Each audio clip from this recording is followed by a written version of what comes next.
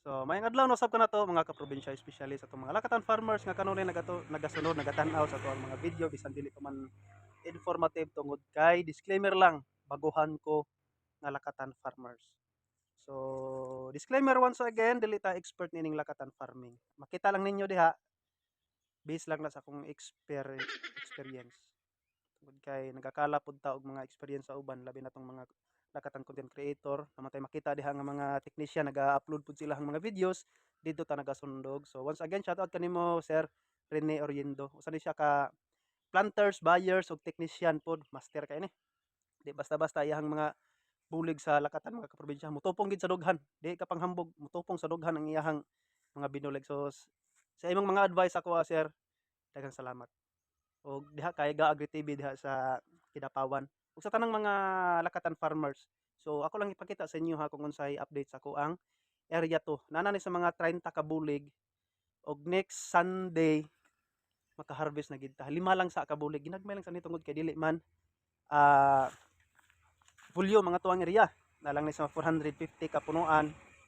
So nanatay maunag harvest lima lang sa kabulig. So, ipakita na ko sa inyo mga kaprobinsya. Naputay mga daghan himusuan karon nasa mga pulo ka bulig siguro ni. So ayon mga kaprobinsya, diri nga linya tulo ni kabulig ang atoang himusuan, kuhaan ug bulak.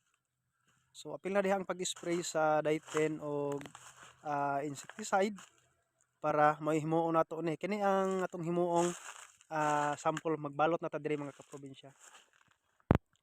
So mo na yung akong ipakita mo ni yung lima nga naguna nga harbiso no na karon next week. So 1 week na lang ang kulang, Lunes man ta karon.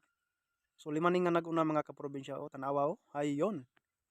7 hands lang nga kani ang 8 hands diri mga kaprobinsya. So ay lang mo katingala itukuran na nako na daan basin og hangin-hanginon ta depensa sa tumba. Although dili ni applicable nga ingon ani nga style pagtukod mga kaprobinsya ha? Ayaw lang gini ninyo sunduga. Tungod kay masawayan gid ta sa mga naguna pa labi na sa mga technician nato diha nga nagatanaw sa ang video. So dili gid nani ang tama nga way para magtukod. Kasagaran gid mga kaprobinsya duha gid na ka kawayan. Iikis na nila butangan na nila og tali para may mapugod sa bunga. So diri na po tay mga naguna nga mga bunga alanganin pa ni. So area to nato ni. Na po diri himusuan mga kaprobinsya. Nani gihap na nato ni ganiha na sa mga pulo ka bulig nga atong kuhaan og puso in town. So kini diri gamay pa ni layo pa ni kulang ni. Yon. Next schedule pa ni siya halanganin pa gini siya sa next week. So pilahay pa lang ni ang naguna mga kaprobinsya. So first harvest nato pulo lang sa ay lima. So isa ni sa mga kuhaanan nato puso mga kaprobinsya og bulak. Og mahimong sample, magbaging na ta, magpulibag na ta mga kaprobinsya. So once again, daghang salamat sa pagtanaw sa akong video and more power karong tanan and may the Lord God bless us all. All right.